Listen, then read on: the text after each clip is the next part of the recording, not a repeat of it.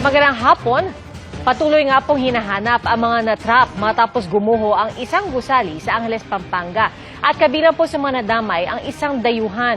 Habang tumatakbo ang oras, nawawala na ng pag-asa ang ilang kaanak na buhay pa ang mga mahal nila sa buhay na natabunan ng guho.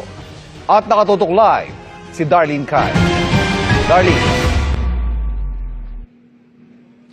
Ivan Pia, kapapasok lang na impormasyon, meron nang na-recover na bangkay ng isang lalaki mula rito sa gumuhong ginagawang gusali sa Angeles City, Pampanga.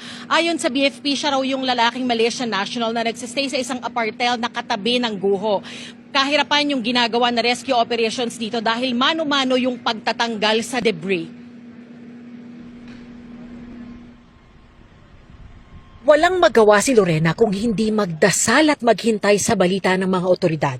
Kasama ang kanyang kapatid at hipag sa mga natabunan ng gumuhong ginagawang hotel sa Angeles City, Pampanga. Nagtitinda kasi ang mag-asawa malapit sa gumuhong ginagawang gusali.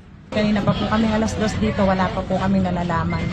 Hindi pa po namin alam kung ano nangyari sa kanila. Kasi po, nag-mic daw po sila, walang nagre-response. Kwento sa kanila ng kakilala na nakaligtas mula sa guho, natutulog ang mag-asawa sa kanilang tindahan kaya posibleng hindi sila agad nakatakbo. Sa totoo lang po, hindi na kami umaasang buhay yung kapatid ko tsaka yung hipag ko. Dahil po sa tagal At tsaka yung kapatid ko, sandali na pag hindi siya nakakahinga. Pero hanggang ngayon, wala pang update sa kanila ang mga otoridad. Karamihan sa mga biktima ay construction workers. Isa sa mga mapalad na nakaligtas si Brian Sitangco.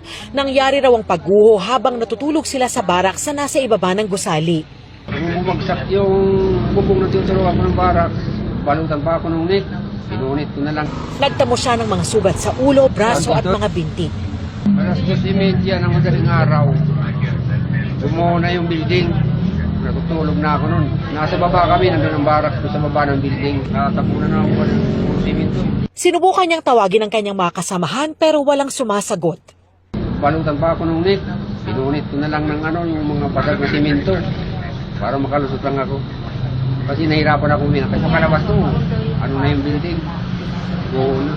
Bukod sa kanyang mga kasamahan ay naroon din daw sa baraks ang kanika nilang mga asawa at anak.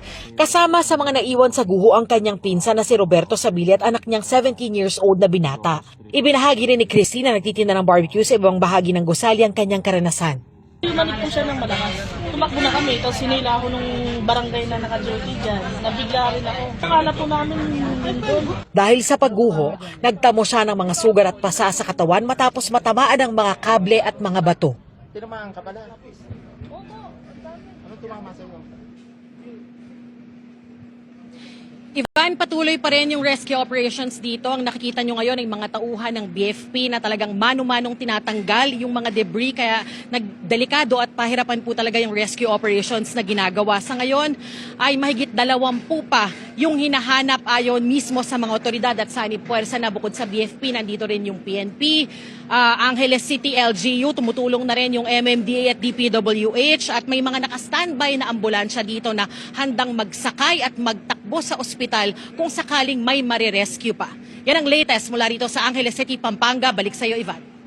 Darlene, base sa iyong report, mano-mano yung ginawang pag-retrieve o ginagawang pag-retrieve sa mga natrap. Wala pa bang deployment ng mga heavy equipment para mas mapabilis ang paghahanap sa mga nasa guho pa?